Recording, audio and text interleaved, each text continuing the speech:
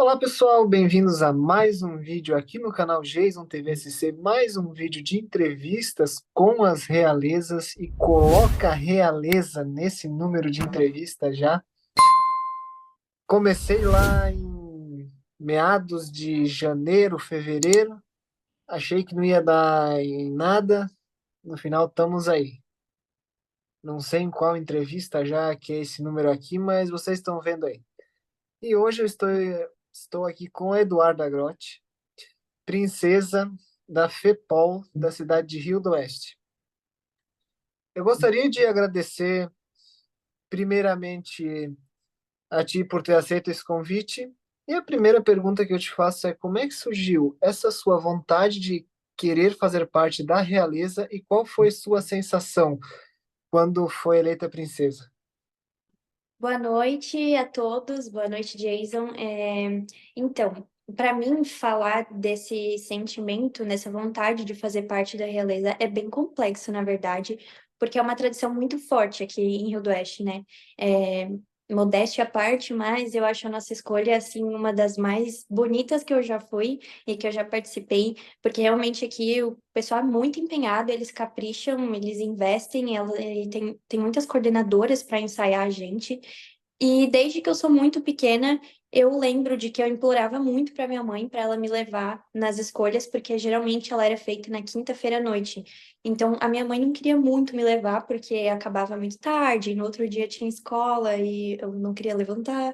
Então ela me enrolava um pouco, mas eu adorava ficar lá e vendo e ficar olhando as meninas desfilando, eu ficava completamente admirada. E desde então eu sempre tive essa vontade de participar. Mas eu fui ficando um pouco tímida quando a minha adolescência chegou e eu deixei esse sonho meio de lado. E depois ali com a questão da pandemia, né? A gente tinha a realeza da festa da edição anterior, elas ficaram 4 anos na realeza. Então, assim, não foi uma coisa que despertou o meu interesse, assim, de cara. Mas a gente tem o torneio de família aqui na cidade. E um dia, em um dos jogos, elas foram fazer o convite para as meninas se inscreverem, se candidatarem à realeza. E a minha amiga estava do meu lado, eu olhei para ela e falei assim: e se eu fosse, né? E se eu me candidatasse? Ela falou: vai, eu vou fazer a maior torcida. E foi ali assim, ela me incentivou, eu falei.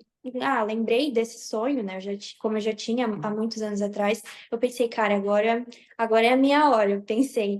E nos ensaios eu me dediquei muito mesmo, assim, eu lembro que eu trabalhava em uma empresa que eu ia de bicicleta, né, que era pertinho da minha casa, e eu ia e voltava de manhã e ia e voltava de tarde, gravando áudio com o meu discurso para o meu namorado, porque o nosso discurso é em italiano.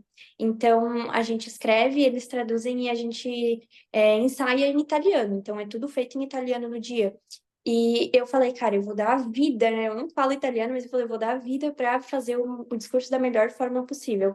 E eu falava muito, e cara, isso me deu muito fôlego, porque eu falo muito rápido, eu tenho a tendência, quando eu fico nervosa, a falar muito rápido. Então, no dia, a minha maior preocupação era o discurso, não era de esquecer, não era nada disso, de gaguejar, porque eu sou uma pessoa muito comunicativa. Mas o meu medo era de falar muito rápido e ninguém entender nada que eu estava falando. E aí ficar sem fôlego no meio da fala. Mas, tanto é que elas pegaram muito no meu pé nos ensaios para eu falar devagar. Elas falavam, meu Deus, Eduarda, respira um pouco. E eu. Então, no dia, quando eu fui falando bem pausadamente, que eu saí do palco, né, sabendo que eu tinha dado o meu melhor, eu já fiquei com essa sensação de gratidão, de superação, porque eu sempre digo, né, toda vez que eu tenho a oportunidade de falar com meninas que querem se candidatar ou que se candidataram, e estão no dia do concurso, eu sempre falo, cara, de estar aqui, tu já ganhou. Porque só quem passa por isso sabe que é muita coragem, sabe? De dar a cara a tapa, de subir, de saber que tu pode errar e de saber que muita gente tá olhando. Então, assim, eu acho isso muito legal e eu sempre tive essa vontade de participar. E quando eu ganhei, eu não esperava muito. Eu saí assim, tipo, com a sensação de que eu tinha dado o meu melhor. E as minhas amigas, né? Como eu fui a primeira e tinha muita gente para vir depois de mim, eu deixei meu celular lá atrás nos bastidores, porque eu pensei, cara, meu Deus, né? Esse tanto de menina aí e ainda mais apresentações, eu vou ficar louca lá atrás sozinha, né? Aí eu peguei meu celular e a minha amiga me mandou, que me incentivou aí, que tava na torcida, ela falou, Duda, aqui embaixo tá todo mundo falando que tu vai ganhar alguma coisa, que tu vai ganhar, que tu vai ganhar. Eu pensei, nossa, então realmente fui tão bem quanto eu achei que eu tivesse ido. E quando ele me chamou, né, quando ele chamou a Milena, que foi a outra princesa, eu pensei, cara, a Milena, nossa, meu Deus, a Milena. Agora eu me ferrei, né? Eu pensei, a Milena já foi chamada para princesa, imagina o nível que tá isso, né? Aí eu pensei, nossa senhora, começou a me dar um suador, porque algumas meninas já tinham participado de outros concursos. E uma delas falou que o pior é quando eles chamam as duas princesas e só falta a rainha. Porque aí tu fica naquela expectativa de ou é tudo ou é nada.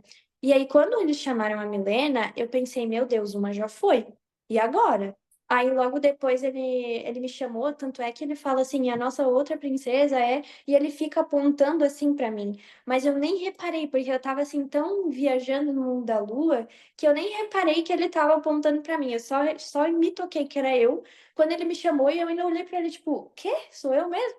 E daí eu saí desfilando bem plena, assim, tipo, na hora eu não chorei, porque eu não tava entendendo muita coisa, não. Eu tava viajando ainda, não tinha caído a ficha. Foi cair a ficha só no outro dia, e aí que eu comecei a chorar. Quando eles chamaram a Grace, aí eu comecei a raciocinar no que estava acontecendo, né? A Grace é a rainha. Aí que eu comecei a entender o que estava acontecendo, mas foi cair realmente a ficha só no outro dia. E foi assim, uma sensação de dever cumprido, sabe? De que para mim foi uma recompensa do meu esforço e da minha dedicação durante os ensaios. E da dedicação de todo mundo que ensaiou a gente também, porque elas cobravam muito da gente, sabe? Tipo, num bom sentido, elas incentivavam muito a gente, corrigiam muito a gente, mas elas cobravam, assim, não de um jeito grosseiro, nada disso. Elas eram muito amigas da gente, tanto é que depois que a gente ganhou, que acabaram os ensaios, eu senti muita falta, porque era todo sábado, então a gente criou uma conexão de amizade com as coordenadoras, né, as moças que estavam ensaiando a gente, e com as outras candidatas, então para mim foi um motivo de muito orgulho, sabe? Porque eu ouvindo todas as meninas lá de trás, e a gente ficava espiando elas desfilando também. Eu soube que todas elas tinham feito um ótimo trabalho, inclusive as notas foram muito acirradas, né? Então eu fiquei assim, conforme eu fui descobrindo isso, o meu sentimento de gratidão e de orgulho foi aumentando cada vez mais, assim, e hoje eu ainda olho pro vídeo e eu choro, assim, bem chorona mesmo. Eu choro, eu me emociono, porque foi um momento, assim, muito especial, sabe? Não existem palavras para descrever o sentimento de estar no palco. Para mim, como eu falei, eu falo muito rápido quando eu fico nervosa. E eu tava com muita essa preocupação. Mas como eu era a primeira a desfilar, eu falei, olha, agora deixa eu descansar. Deixa eu respirar fundo. Daí eu falei para as meninas, que elas estavam falando muito alto, falei, meninas, vamos fazer um silêncio, por favor, que eu sou a primeira a entrar e eu preciso desse minuto de silêncio. Eu respirei fundo, eles me chamaram, eu entrei. E quando eu entrei no palco, tipo assim, eu me transformei. Eu me transformei mesmo, assim. Todo o meu nervosismo sumiu de ver as pessoas que eu amo lá embaixo, minha família, meus amigos, torcendo por mim. Foi, assim, realmente sem explicação. E fale um pouco pra gente sobre a cidade de Rio do Oeste. Então, eu vou começar já dizendo que é uma cidade muito guerreira, porque no último final de semana a gente já passou por mais um susto. Aqui a gente sofre muito com as cheias, né? E esse final de semana já tinha previsão de novo. Então, até não participamos do evento da Festa da Tilápia por causa dessa previsão. E eu posso dizer que a gente é um povo muito guerreiro, porque a maior parte do centro da cidade fica embaixo da água. E também tem muitos agricultores que têm arrozeiras nesses locais baixos, né? Então, as pessoas são muito guerreiras mesmo, assim, eu falo isso e eu fico impressionada, porque é uma luta muito constante, principalmente depois do último ano, que teve várias enchentes seguidas e ver as pessoas continuando lutando pelos sonhos delas, pela vida que elas querem, é uma coisa assim que me dá muito orgulho, sabe? De ver que diante de tantas situações, as pessoas continuam acreditando que vai dar tudo certo, que é por um motivo, que as coisas vão melhorar. E até como eu falei no meu discurso, enquanto candidata, Rio do Oeste é uma cidade muito pequena, mas tem um coração muito grande. Então, a gente tem um povo muito acolhedor, a gente já recebeu pessoas de diferentes etnias, de diferentes países, de diferentes estados e cidades. E eu vejo que aqui não tem muita diferença, sabe? Então, eu acho isso uma coisa muito legal, que diante dessas situações de tanto sofrimento, as pessoas se ajudam e não olham quem elas estão ajudando. Então, eu sinto muito isso de que as pessoas são muito acolhedoras, as pessoas são muito guerreiras, mas as pessoas são muito, como é que eu posso dizer, amigáveis. Então, é uma cidade realmente que te acolhe, que te abraça e que espero que todo mundo possa abraçar ela de volta, porque ela é muito pequena, mas ela dá muito orgulho pra gente. Fale um pouco sobre a FEPOL pra gente. Então, a nossa, já vou começar assim me gabando, né? Porque a FEPOL tem o maior tombo da polenta, né? A maior polenta artesanal. A gente tem meio que não uma rixa, né? Mas tem um pessoal do Espírito Santo, tem outra cidade que faz uma polenta, e a polenta deles é maior que a nossa. E o Indavírus veio aqui e ele fez, né, uma cobertura do nosso evento. E aí ele fala que o Oeste tem a maior polenta do mundo, e não sei o quê. E daí o povo do Espírito Santo falando, o quê? Isso é mentira, porque a nossa é muito maior. Só que assim, a nossa polenta, ela é completamente artesanal. Então, a gente tem os polenteiros que fazem ela todos os dias de festa. Então, assim, tem a festa, tem o tombo na sexta-noite, tem o tombo no sábado de meio-dia, no sábado de noite e no domingo de meio-dia. São 4 tombos. E, tipo, tem 1 tonelada de polenta. Então, imagina, são 4 toneladas de polenta durante os dias de festa. E eles não entenderam que era artesanal, porque a deles é um robozinho que mexe e tal, mas aqui é tudo mexido na mão mesmo. Então, quando a gente se gaba, é por isso, não é para querer diminuir a polenta deles. Mas a nossa festa é muito legal, porque ela cumpre o objetivo dela, que é manter viva as tradições italianas, né? Então, a gente tem os tombos da polenta, como eu falei, a polenta é distribuída, a casquinha também é distribuída, então quem quer comer a casquinha, é uma tradição aqui comer a casquinha da polenta. Tem almoço típico todos os dias da festa, almoço e jantar típico, que é feito por um restaurante, então são comidas italianas, tem lasanha, tem macarrão, tem polenta, tem realmente um buffet típico. E a gente tem uma coisa muito legal que até uns anos atrás, como a festa acontece de 2 em 2 anos, eu não lembrava que tinha, mas foi muito legal assistir, que é o Campeonato de Moura, que é um jogo italiano que tem que ter um raciocínio muito rápido para participar. Então, tipo, eles vão falando os números em italiano e daí vão somando. Eu não entendi muito bem, porque eu não tenho o raciocínio tão rápido. Mas eles vão jogando assim e mudando os números nas mãos e eles vão se entendendo, e daí é muito rápido. Tipo, não sei se não pode botar o mesmo número ou alguma coisa nesse sentido, mas é um jogo muito rápido e eu fico assim impressionada com o quanto as pessoas. Vem gente de fora para participar desse campeonato, porque é um campeonato que vale dinheiro, né?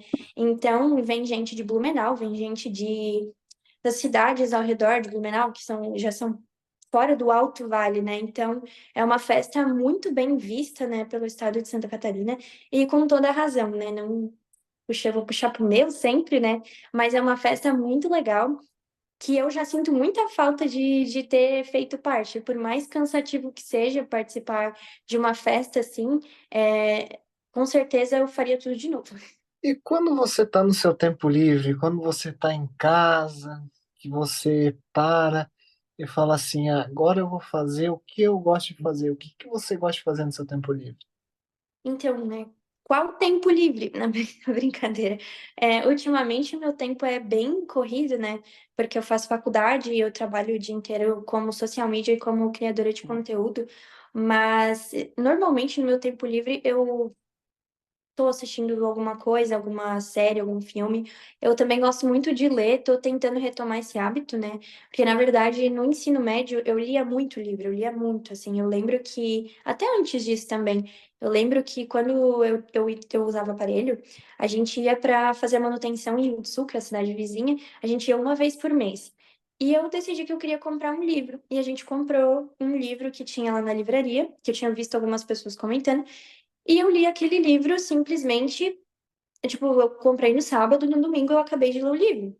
E foi assim com todos os outros livros da sequência, e a minha mãe ficava muito brava comigo, porque ela falava, meu Deus, menina, a gente compra o livro e tu lê tudo em um dia só, e aí tu ficou um mês inteiro agoniada querendo comprar, mas, tipo, só vai pra Rio do Sul uma vez. Então, eu tô tentando retomar esse hábito, porque eu realmente gosto muito de ler. Eu também gosto de estar em contato com a arte de alguma forma, então, outro hábito que eu também tô tentando retomar, mas por conta da faculdade acaba ficando meio difícil, né, de conciliar, é pintura. Eu gosto muito de pintar quadros, panos, tecido, caixa, qualquer coisa, assim, ó, eu já pintei várias caixas de papelão para fazer casinha para minha gata, já fiz, eu sou uma pessoa assim, se eu ficar parada, eu fico agoniada, não dá. E se hoje você pudesse voltar no tempo e encontrar a Eduarda de 10 anos de idade, qual o conselho que você daria para ela? Olha, essa pergunta é bem difícil, porque assim, quando eu falei que durante a minha adolescência eu fui ficando mais tímida, foi porque eu tive uma experiência não muito legal, justamente aos meus 10 anos de idade, onde eu concorri a vereadora Mirim. Eu tive uma quantidade de votos muito baixa, porque teve mais pessoas, tipo, minhas amigas concorreram, e eu tive uma quantidade de votos muito baixa, tipo assim, eu tive 5 votos de duas turmas votantes. E eu fiquei muito triste, porque assim, eles falaram para todo mundo todos os votos que todo mundo tinha feito. Então, assim, ao invés de eles só terem falado, ah, Fulano e Beltrano ganharam, eles fizeram tantos votos, eles falaram de todo mundo.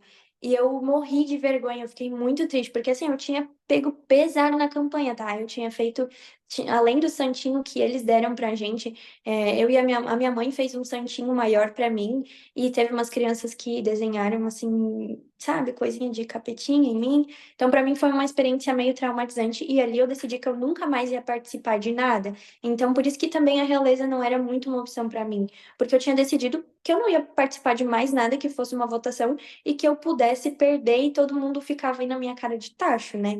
Então, eu fiquei muitos anos querendo ser líder de turma e me esquivando disso, até que eu tomei coragem e fui, e daí fui programa estudantil, falei, tá, eu superei esse medo, superei essa vergonha. Então, eu acho que a mini Duda precisa ouvir que, tipo, não aconteceu porque não era para acontecer, sabe? Então, depois também concorri ao Parlamento Jovem, né? Sendo deputada jovem, ficamos em Florianópolis uma semana atuando como deputados jovens. Então, eu acho que ela só precisava ouvir que aquele não era o momento certo para as coisas acontecerem e que cada coisa acontece no seu tempo, sabe? Então, eu diria com certeza para ela não olhar para ela com uma questão de tipo, ah, o que que eu fiz errado, sabe? Porque não é porque a Duda não era uma boa candidata, não. É porque às vezes as pessoas não me conheciam, as pessoas achavam que o outra pessoa ia ser melhor. Eu levei muito pro meu lado pessoal, sabe? Então, uma coisa que eu fui aprendendo a lidar e que eu voltaria e diria para ela é que a gente não tem que levar tudo pro lado pessoal, porque nem sempre é. Então, acho que isso é o que eu diria para ela no principal, assim, porque ela é uma força da natureza. Eu brinco que ela é uma força da natureza, que ela é um furacão, porque eu não deixava ninguém parado, não deixava ninguém quieto. Aonde eu passava, eu estava falando. Se me botasse sentar na parede para não conversar com ninguém, eu ia falar com a parede. Então, eu sempre fui essa pessoa extremamente comunicativa. E eu acho que essas experiências ruins não podem deixar a gente se abalar. A gente não pode se deixar abalar por experiências ruins, porque elas acontecem, elas sempre vão acontecer. Então, é uma coisa que eu carrego muito comigo ao longo das da minha vida, ao longo das minhas fases, é que as coisas acontecem como tem que acontecer. E que a gente não pode desistir porque uma coisa não deu certo, né? Então, eu gosto de pensar que eu não teria vivido tanta coisa incrível se eu tivesse ficado com medo de ter uma consequência negativa. Então, a mesma coisa na questão da realeza. Se eu não tivesse ido, eu perderia tanta coisa incrível, sabe? Só de subir no palco, como eu falei, a gente já tem uma experiência única que não tem nenhuma explicação. Então, imagina, né? Se eu soubesse que eu ia ganhar, eu com certeza teria ido, mas a graça é de viver o momento sem saber o que vai acontecer. Porque se a gente soubesse, daí não teria graça, né? Qual seria a graça? Já ia subir no, vamos dizer assim, a gente já ia subir no palco, ah, tá, beleza, mas eu tô aqui, mas eu já ganhei. Então, eu acho que a graça tá em viver os momentos, e deixar as coisas acontecerem como elas têm que acontecer. E agora eu vou fazer contigo umas perguntinhas, um bate-bola, umas perguntinhas mais curtas. Uma música, Style, da Taylor Swift. Não sei, falei qualquer coisa. um cantor ou cantora, Ah, está fácil. Taylor Swift, eu sou muito fã. uma comida, Cachorro quente. um lugar, Los Angeles. uma data, 26 de agosto. um momento. O dia que eu fui coroada, a princesa. Como é que você vê a Eduarda daqui a 10 anos? Primeiro deixa eu pensar quantos anos eu vou ter, né? Porque cheguei numa fase que eu achava que não era verdade, que as pessoas ficam, tipo, que o adulto fica falando, ai, na minha cabeça eu ainda tenho tantos anos. E aí eu comecei a responder para as pessoas a minha idade errada e eu descobri que realmente acontece, a gente para no tempo, né? Eu já respondi várias vezes que eu ia fazer 19 anos, mas eu não vou fazer 19, vou fazer 20. Então daqui a 10 anos eu tenho 30 anos. É, eu tenho um sonho muito grande, de conhecer outros países, né, e de passar esse tempo fora, porque eu acho muito importante, né? Eu sempre falo, olha, eu acho que a gente tem que sair da cidade que a gente nasceu, pelo menos por 6 meses, vamos dizer assim. Então, vamos dizer que um grande sonho meu é fazer um intercâmbio, porque eu acho que muda muito a nossa visão, e assim a gente agrega cada vez mais para a cidade que a gente mora. E eu tive uma professora que me falou muito disso, né? Que ela fez um projeto de mestrado sobre essa questão de, vamos dizer, miscigenação cultural. E a gente conversou muitas aulas sobre isso, sobre essa questão de que ela já morou fora do país também, já morou na Inglaterra, sobre essa questão de ir e voltar, sabe? Tipo, não importa se tu vai para ficar para sempre ou se tu vai para ficar por um tempo determinado e voltar para o lugar onde tu nasceu. O importante é viver essas experiências fora e abrir a cabeça e conhecer lugares diferentes. E eu acho isso muito importante, principalmente morando em uma cidade muito pequena, que nem Rio do Oeste, né? A gente tem menos de 8 mil habitantes. Então, a gente está muito acostumado com a nossa realidade. E a nossa realidade aqui é muito privilegiada. E a gente só descobre isso conforme a gente vai conhecendo outros lugares, né? Então, quando a gente foi para o Nordeste, né? Nosso terceirão fez uma viagem para Fortaleza e a gente viu essa realidade em alguns lugares pobres da cidade de Fortaleza que não, cara, nem a nossa região mais pobre é tão pobre quanto a deles, sabe? E eu fiquei muito tocada com aquilo e pensando, cara, olha como uma viagem que dentro do Brasil já muda completamente a nossa perspectiva, a nossa visão de mundo e abre muito a nossa cabeça, inclusive por um lado muito bom, né? Muito, eu acho que a gente fica muito humano quando a gente conhece outras realidades. E daqui a 10 anos eu espero ter concluído esse sonho. Eu espero que eu não posso falar muita coisa, né? Que eu sou meio supersticiosa, nem sei falar muito bem essa palavra. Mas eu não gosto muito de dar detalhes, assim, dos meus sonhos principais, porque eu gosto de guardar e só falar, a hora que aconteceu. Então, não se surpreendam se do nada eu aparecer no meu Instagram, tipo, eu tô postando meus vídeos normal e do nada eu tô assim, ó, com a Torre Eiffel atrás de mim. Não se espantem, porque é muito possível isso acontecer. E Deixa eu pensar assim. defina-se em uma palavra ou uma frase. Hum, deixa eu pensar.